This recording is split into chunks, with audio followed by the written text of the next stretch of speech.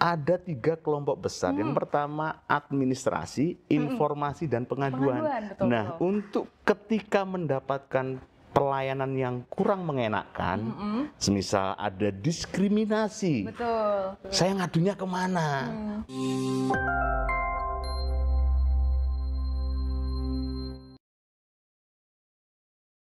Nawang Alam, selamat datang di podcast Mako Suara Cita, podcast yang dikelola oleh Dinas Komunikasi dan Informatika Kota Malang.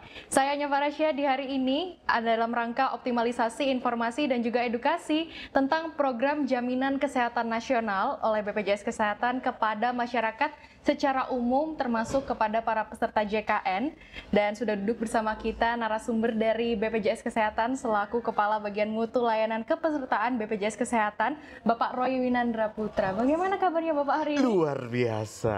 Alhamdulillah. Ini semangatnya BPJS tinggi sekali ya. Apalagi tadi kita di depan sudah melihat antrian yang begitu panjang dari para peserta. Siap. Bagaimana hari ini Bapak keadaannya? Kalau antri gitu malah saya yang gagal, curhat ini. Iya, siap. Karena informasi tidak tersampaikan. Nah, makanya saya butuh nanti ini merupakan tools untuk disebarluaskan. Baik, makanya hari ini ada podcastnya dari Mako Suara Cita di Dinas Kominfo ya Bapak. Betul, ya. terima kasih sekali. Tapi sebelumnya kita ini dari Nawang Alam juga mungkin ada yang belum kenal Pak Roy nih Pak. Siap. Sebagai Kepala Bagian Mutu Layanan Kepesertaan dari BPJS Kesehatan, mungkin boleh Bapak perkenalan diri terlebih dahulu? Baik, perkenalkan nama saya Roy Winandra Putra. Saya selaku Kepala Bagian Mutu Layanan Kepesertaan di kantor cabang Malang. Untuk kantor cabang Malang ini wilayahnya meliputi Kota Malang, Kabupaten Malang, dan Kota Batu. Oh, gitu. Kirain hanya Kota Malang saja Bapak. Enggak. Ternyata ini juga banyak Malang sekali Raya. Malang Ya, Raya ya betul. Bapak ya. Nah kalau misalnya kita ngobrolin soal BPJS Kesehatan, tentunya ini juga sangat berguna sekali bagi masyarakat Bapak. Makanya juga diterapkan dan juga dimanfaatkan sama masyarakat banyak. Makanya tadi terbukti sama antrian yang begitu panjangnya di depan tadi ya Bapak ya. Dan pastinya ini mungkin buat Nawang Alam yang Gen Z atau Gen milenial yang sudah aktif dan juga sangat kenal lah sama namanya teknologi Bapak, pasti taunya ada BPJS Kesehatan tuh ada mobile JKN nih Bapak. Betul. Nah mungkin tapi untuk generasi-generasi yang mohon maaf lebih tua gitu ya.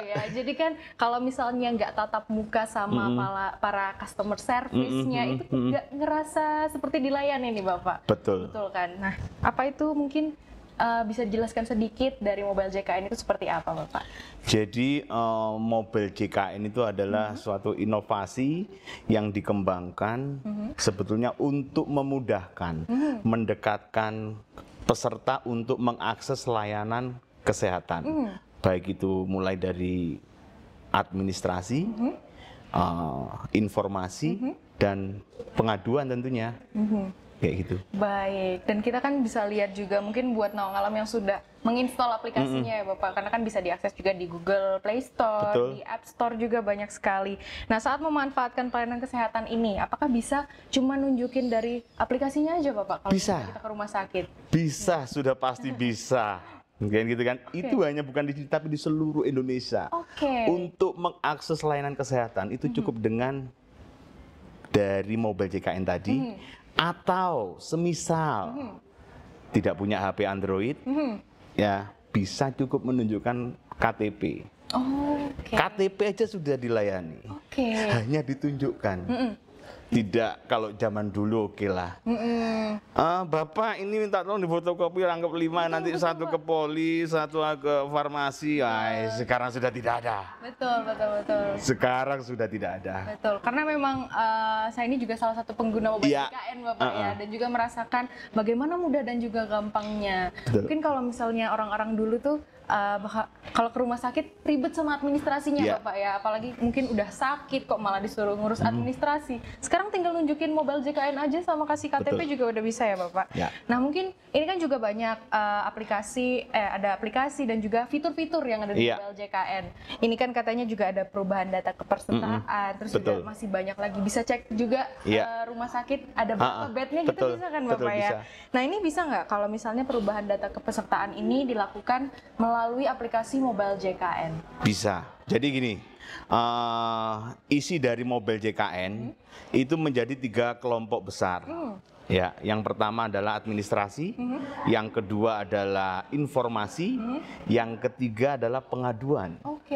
Jadi kalau untuk administrasi tadi bisa ubah Vaskes, terus kemudian kalau untuk yang segmen PPPU atau mandiri bisa ubah kelas, ubah alamat, misal pindah domisili, kayak begitu.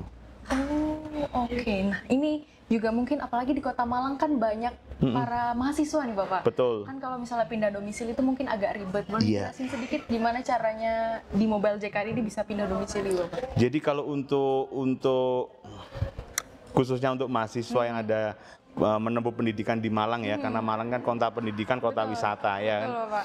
Nah, untuk mahasiswa ketika ubah domisili, di situ kan masuk ke menu Mobile JKN, masuk ke menu ubah data, kemudian di ubah data itu nanti silakan ubah alamat yang terkini, terus kemudian kalau ubah Vaskesnya juga bisa melalui menu tersebut.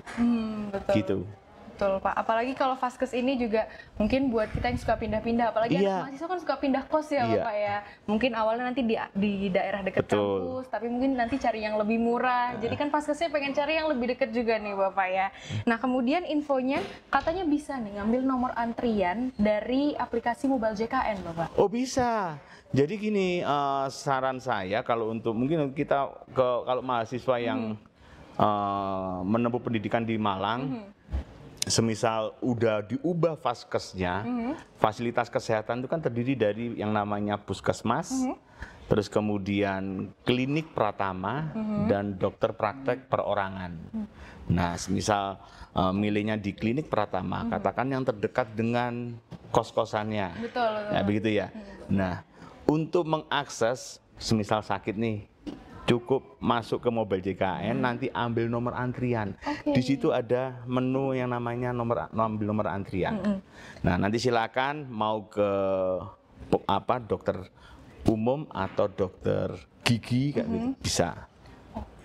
Karena kan memang kalau kita PR-nya ke rumah sakit tuh ngantrinya ya Pak, betul. nomor 1. Apalagi kalau misalnya sering dengar kalau kita ke rumah sakit itu ngantrinya jam 5, ngambil nomor antrian dulu, nanti tinggal pulang gitu Pak ya biasanya. Tapi sekarang sudah dimudahkan juga karena adanya aplikasi Mobile JKN ini. Kalau boleh tahu mungkin ada fitur-fitur yang ingin dijelaskan lebih lanjut lagi nih Pak yang ada di Mobile JKN. Jadi kalau kita belajar dari pengalaman ya awalnya dulu masih berdirinya BPJS Kesehatan sejak 1 Januari 2014, orang berbondong-bondong ketika sakit atau mau daftar itu zaman dulu kalau mungkin bisa dilihat di Google ya, di searching aja antri BPJS, antrinya antri sandal ya kan. Betul. Masih ingat ya.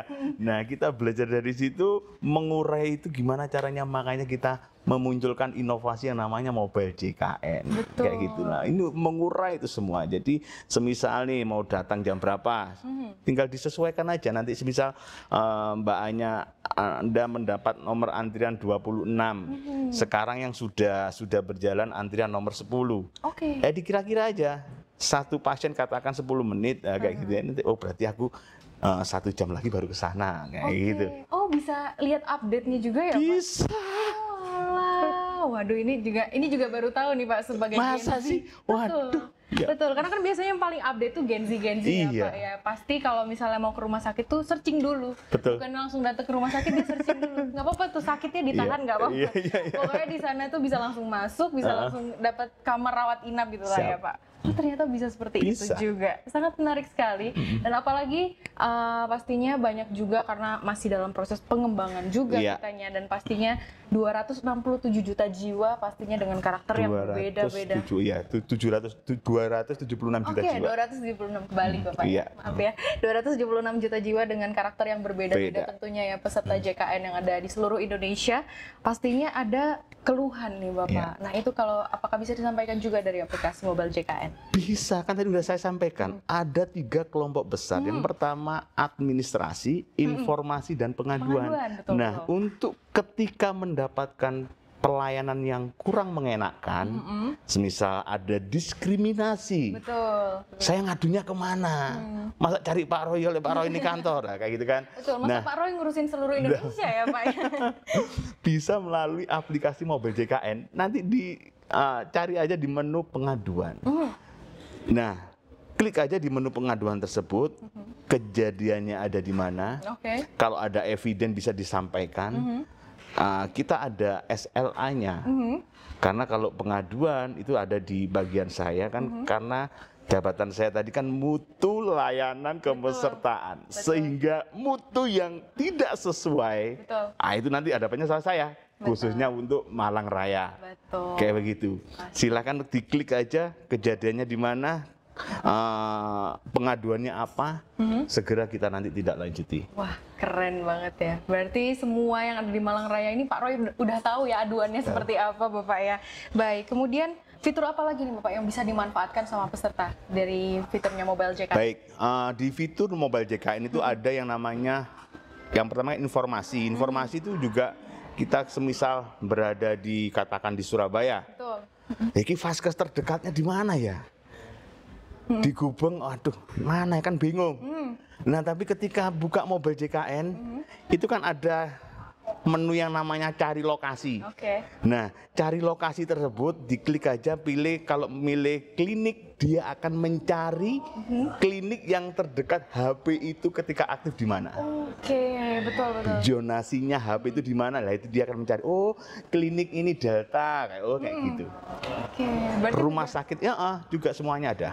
Berarti udah terafiliasi dengan GPS juga Bapak? Betul. Waduh, keren banget nih kalau jadi pesertanya Mobile JKN ya. Jadi jangan ditunda-tunda ya Nawak Ngalam kalau misalnya mau daftar dari aplikasi Mobile JKN, karena sangat memudahkan sekali. Nah, mungkin dari Pak Roy ada nggak pesan-pesan untuk Nawak Ngalam untuk segera? Pasti ada pesan-pesan saya. Jadi pastikan terkait kepesertaan ini aktif melalui Mobile JKN, ya kan? Kepesertaan ini aktif melalui Mobile JKN. Ketika ada mau ubah data, silakan melalui Mobile JKN.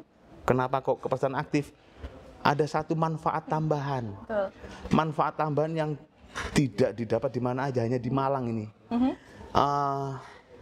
Warga Malang kalau ingin ngopi di Excelso, tahu Excelso ya? Betul. Excelso Suhat.